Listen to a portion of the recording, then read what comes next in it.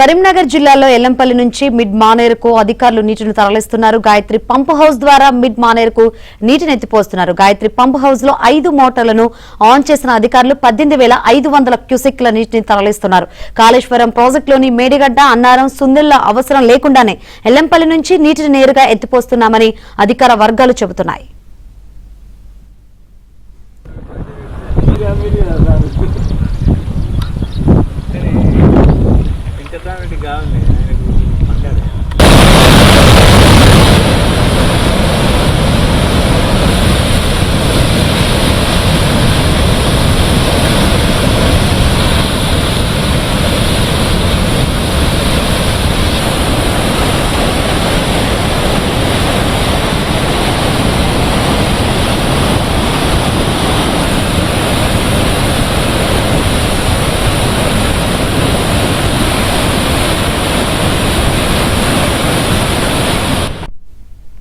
మరింత సమాచారం మా ప్రతినిధి శ్రీనివాస్ అందిస్తారు.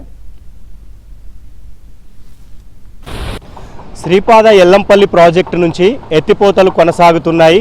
ఎల్లంపల్లి ప్రాజెక్టు నుంచి నందిమేడారం నుంచి గాయత్రి పంప్ హౌస్కు నీటిని అధికారులు తరలిస్తున్నారు.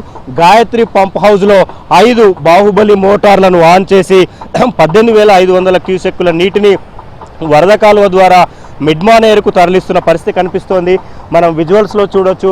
ప్రస్తుతం మనకు కనిపిస్తున్న 4 మోటార్లతో పాటు గాయత్రి పంప్ హౌస్లో అదనంగా మరో మోటార్ని కూడా అధికారులు ఆన్ చేసి 18,500 క్యూసెక్కుల నీటిని వరద కాలువ ద్వారా ఎంఎంఆర్కు తరలిస్తున్న పరిస్థితి కనిపిస్తోంది. మిడ్మానేరు పూర్తి స్థాయి నీటి మట్టం 27.5 టీఎంసీలు కాగా ప్రస్తుతం 9.5 టీఎంసీల నీరు మిడ్మానేరులో ఉంది. గాయత్రి పంప్ హౌస్ ద్వారా 1 టీఎంసీ నీటిని నిన్నటి నుంచి ఈ రోజు వరకు తరలించామని అధికార వర్గాలు అయితే చెప్తున్న పరిస్థితి కనిపిస్తోంది.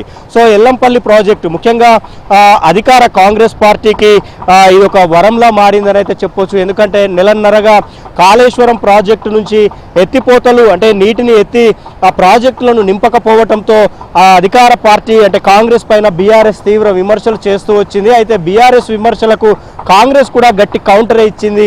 ఎన్డీఎస్ఏ నివేదిక పూర్తి స్థాయిలో వచ్చిన తర్వాతనే దాని ఆధారంగానే చర్యలు తీసుకుంటామంటూ కూడా కాంగ్రెస్ చెప్తూ వచ్చింది. అయితే ఎల్నినో ప్రభావంతో నిన్న మొన్నటి వరకు పంటలు పండుతాయో లేదో అని రైతాంగం అంతా కూడా ఆందోళన చెందింది. కానీ ప్రస్తుతం కురుస్తున్న 2-3 రోజులుగా కురుస్తున్న వర్షాలతో ఉత్తర తెలంగాణ రైతాంగం అంతా కూడా పూర్తిగా ఊపిరి పీల్చుకుందని చెప్పాలి. వ్యవసాయ పనుల్లో బిజీ అయిపోయిందని చెప్పాలి. ఎందుకంటే వరి నాట్లతో ఎక్కడ చూసినా రైతులంతా కూడా పొలాల్లో బిజీ అయిపోయిన పరిస్థితి కనిపిస్తోంది. సో మొత్తంగా ఎల్లంపల్లి నీటిని వరద కాలువ ద్వారా మిడ్మానేరుకు అయితే అధికారులు తరలిస్తున్నారు. నిన్న మొన్నటి వరకు కాళేశ్వరం ప్రాజెక్టులో కీలకమైన మేడిగడ్డ, అన్నారం, సుందిళ్ల అవసరం లేకుండానే కేవలం ఎల్లంపల్లి ద్వారానే నేరుగా ప్రాజెక్టులను నింపుతున్నామని అధికార పార్టీ అయితే చెప్తూ ఉంది. సో ప్రస్తుతం ఎల్లంపల్లి నుంచి అయితే నీటిని అధికారులు మిడ్మానేరుకు తరలిస్తున్న పరిస్థితి మనకు కనిపిస్తోంది. సో మొత్తంగా 5 మోటార్లను ఆన్ చేసిన అధికారులు 18,500 క్యూసెక్లకు పైగా నీటిని తరలిస్తున్నారు.